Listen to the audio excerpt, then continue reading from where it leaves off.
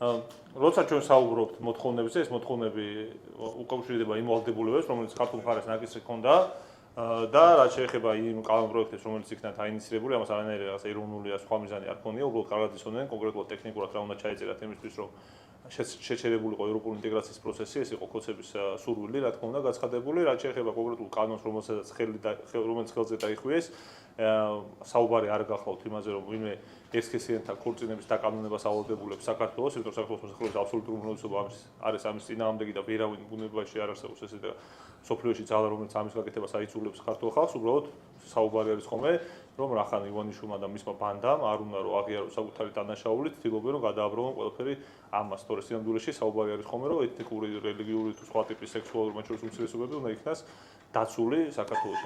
ეს არის მოთხოვნა და არაფერი სხვა.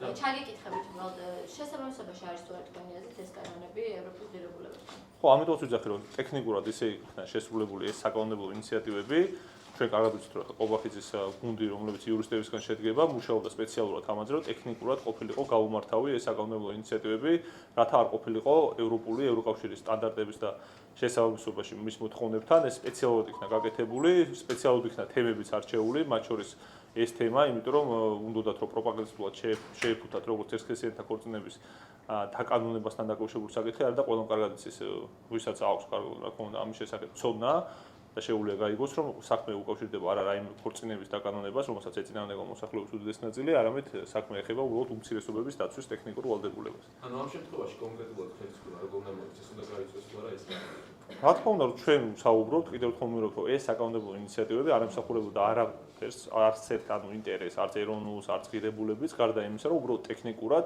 შეჩერებულიყო საქართველოს ევროპული ინტეგრაციის პროცესი, იმიტომ რომ როგორც იურისტები თვითონ ძალიან კარგად ერკვევიან თუ ტექნიკურად რა არის წინააღმდეგი იმ ვალდებულებების, რომელიც საქართველოს აქვს ნაკისრი და სწორედ რომ ამ საფუძველზე და მათ შორის იმ საფუძველზე, რომ პროპაგანდისტულად კარგად შეიფუთებოდა, იყო გამიზნული ეს ეგრეთ წოდებული საკანონმდებლო ინიციატივა. ან უნდა გაიწვიოს.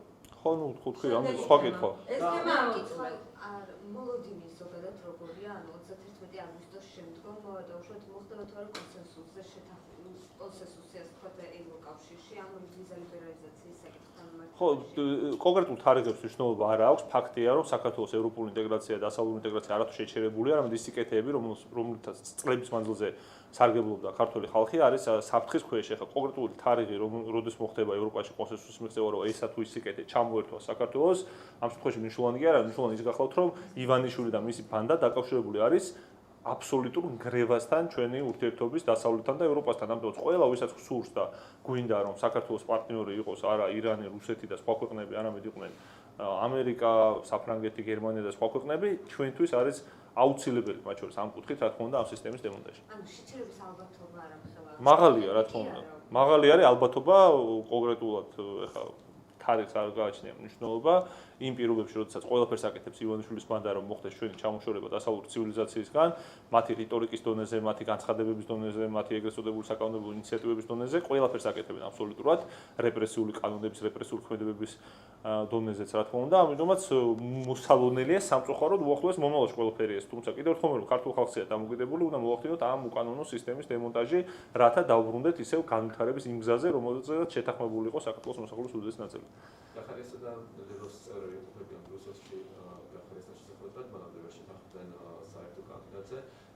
რასაც ჩვენებს ეს როგორ შევფასებით და რამდენად აქვს პერსპექტივა ბრიუსელიდან თბილისის გამოგლეჯვას ასე.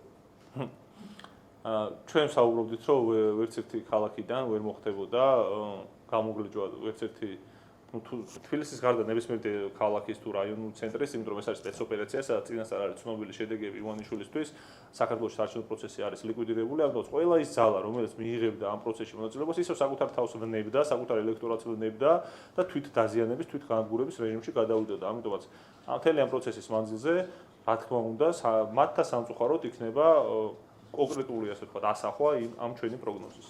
და ის რომ მართლობა უნდა დააყენა კანდიდატები თბილისში, რეგიონებში და ამას ჩამოსჩნენ, ასე ვთქვათ, ოპოზიცია, რომელიც იყოს მონაწილეობას, აი ასე აჩვენებს. მე საერთოდ არ შევიდოდი ასეთ კონკრეტულ განხილვაში, კიდევ ერთხელ ვიმეორებ, საქართველოში საარჩევნო პროცესი არ არსებობს, რეალური ოპოზიციური ძალები არ იღებენ მონაწილეობას ამ პროცესში, ის ძალები, რომლებიც იღებენ, არიან თვით დაზიანების რეჟიმში გადასულები, ამიტომაც ამ სპეცოპერაციაში ხა კონკრეტულად მე რა მოხდება, ამას უკვე აღარ აქვს პრინციპული მნიშვნელობა. არ არის მატერიალური მიზეზი მოგება და რეალური მიზეზი არის ის, რომ საკრებულოებში მოხვდნენ თუ ნუ აი ჩემი პასუხი ვაგეცით.